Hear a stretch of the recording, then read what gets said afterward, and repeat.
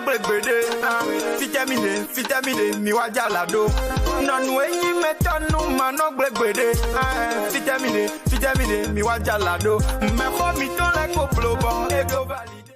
Je pense que nous devons avoir le courage de nous interroger nous-mêmes.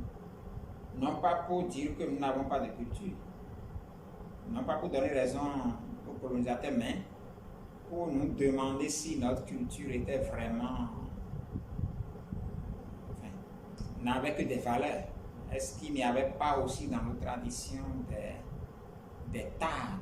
Il suffit d'interroger l'histoire pour avoir la réponse. J'essaye d'analyser et de comprendre. Si nous rejetons notre culture et nous nous braquons sur la culture de quelqu'un d'autre, quelle création, quelle créativité nous pouvons apporter pour nous-mêmes, pour notre épanouissement, pour notre développement. Donc, on ne pourra que suivre l'autre chez qui nous prêtons sa culture. Or, la culture ne se prête pas. On est dans une culture, on s'approprie de sa culture et on la vit. Nous devons vivre notre culture. Nous devons nous imprégner, nous approprier notre culture. Sinon, nous ne pouvons que être des relégats, être toujours à la suite des autres. Et on découvre que c'est faux. C'est parce que nous avons ce préjugé. Et ne croyez pas que les Occidentaux sont plus informés que nous.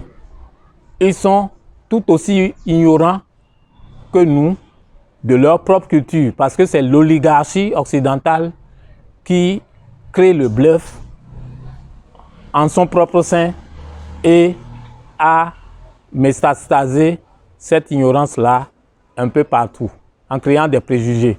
Donc il y a des préjugés qui vont de l'Afrique vers l'Occident, et il y a des préjugés qui vont de l'Occident vers l'Afrique. Dieu qui est amour, qu'on dit, ne peut pas avoir laissé ses premiers fils. Hein? Et j'ai compris que l'Esprit universel nous a tout donné. Nous avons tout. Et nous tendons la main pour des miettes. Notre culture est tellement riche. Avant le XVIe siècle, l'homme le plus riche du monde, c'est peut-être Kankan Moussa, qui est allé à la Mecque avec beaucoup de kilos d'or et qui a réveillé l'appétit de l'Occident, qui ne s'appelait pas Occident en ce moment-là, mais qui est venu pour piller les ressources ici. Nous sommes au 21e siècle, on remonte au 8e siècle. Ça fait pratiquement 13 siècles que l'Afrique est constamment agressée. Comment pouvez-vous dormir tranquille quand chaque nuit, vous avez un voleur qui passe par le grand portail, un autre qui arrive par le petit portail, il rentre par la fenêtre? Comment voulez-vous que les peuples africains s'épanouissent? La traite négrière transsaharienne par les Arabes remonte, d'après les historiens, si j'ai bonne mémoire, au 7e, 8e siècle. Donc depuis, disons, le 8e siècle jusqu'à aujourd'hui, nous avons été agressés d'un côté par les Arabes qui sont venus les premiers depuis le 8e siècle et ensuite par les Européens qui sont venus par nos côtes depuis le 15e siècle. La rencontre avec les peuples d'Occident. Et j'ai envie d'utiliser l'expression de Aminata Traoré qui parle du fiole de l'imaginaire. Donc on peut dire que la rencontre entre l'Afrique et l'Europe a été celle d'un choc, d'une violence culturelle, puisque concrètement des écrits existent de penseurs, philosophes ou non, européens, qui stipule clairement qu'il est dénié à l'Afrique une certaine humanité et une certaine culture. Donc,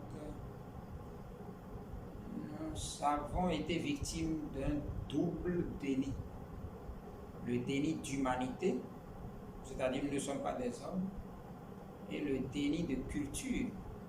N'étant pas des hommes, nous ne pouvons pas produire de la culture ni de l'histoire.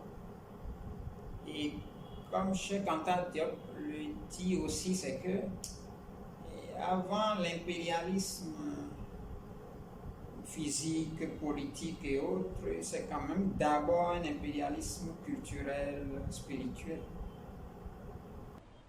L'Afrique ou l'Africain, dans sa spiritualité, il croit à un Dieu unique. Il n'a pas attendu l'Occident pour croire en un Dieu unique. Ce Dieu unique, il lui doit tout. La vie, la maladie, la santé, la mort et la nourriture. Et il le respecte. C'est le fondement de sa culture, ça. La nature. C'est pour cela que il peut considérer que partout où se trouve le souffle de ce Dieu-là, unique, il faut vouer le respect. Dans la plante, il y a un souffle. Dans la pierre, dans l'eau, dans l'air, etc. Il en a fait des divinités, mais pas des dieux. Nos aïeux faisaient de très belles choses et de grandes choses. La téléphonie. On n'a pas attendu les téléphones avant de pouvoir communiquer avec d'autres. Il suffit seulement de mener la réflexion, de faire des expérimentations, qu'on ait des laboratoires, qu'on nous offre des laboratoires, qu'on forme la jeunesse pour ça et nous allons nous en sortir. On aura même...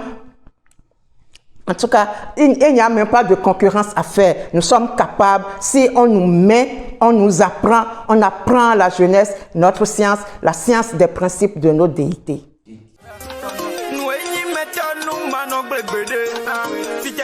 Vitamine, mi wa jalado. Non, we yi metanu mano gbegbede.